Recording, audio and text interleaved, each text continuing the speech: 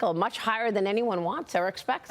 You know, it's always the measurement. Were you better 4 years ago than you were today? Right. And right now, you go to the supermarket and you see the price of milk, the basic bare necessities, and nobody's really talking about that. They're all just kind of letting things go by, but yet on the street, not only that, but the cost of car insurance, the cost of student debt, the cost of all the different things that are out there, and people are really beginning to suffer. Credit card debt. You know, so I guess the question is, what's going to be the measurement? How is Harris going to sit there and say, I had nothing to do, let's start new, when she was VP? Yeah. It troubles me, Adam, that her answer to all of this is, let's blame companies and price gouging.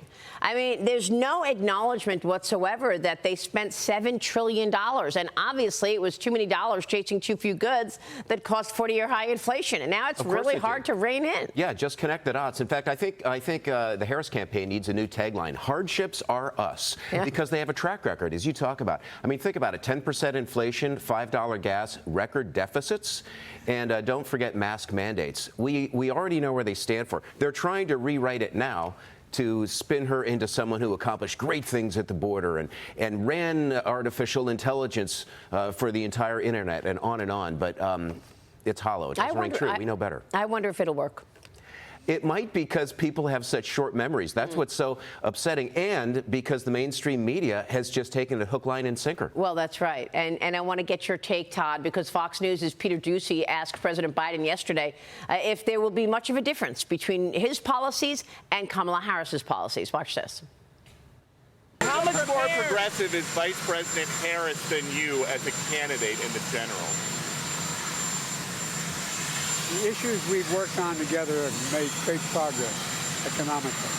No one calls what we did on infrastructure progressive. It's a good policy.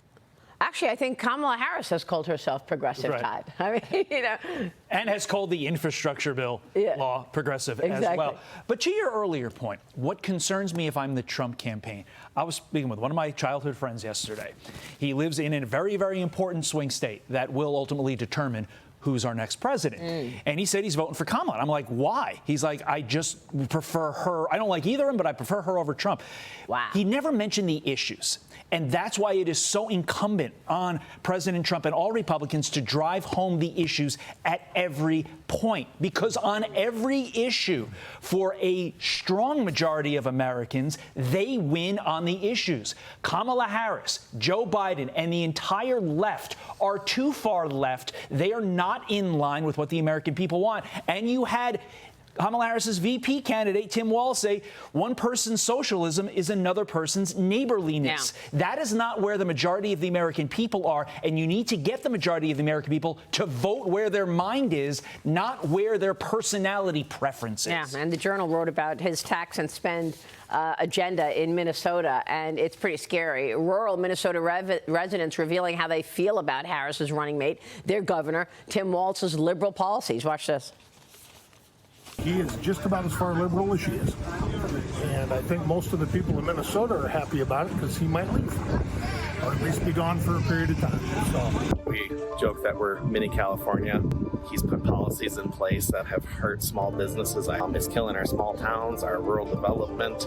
Minneapolis was getting destroyed and burnt to the ground. And we thought, you know, where's the leadership? And when we heard about him calling off the National Guard, we knew exactly what his plan was. It's to further the divide, to play, you know, checkers with people's livelihoods like that and people's businesses and an entire populated city like Minneapolis. I mean, that's just evil. And Michael, the Wall Street Journal wrote this about a week ago, the Minnesota tax and spend model, talking about Minnesota has long boasted the highest taxes in the Midwest, including a top income tax rate of 9.8%. They've got among the very few states to impose a death tax of 16% as well.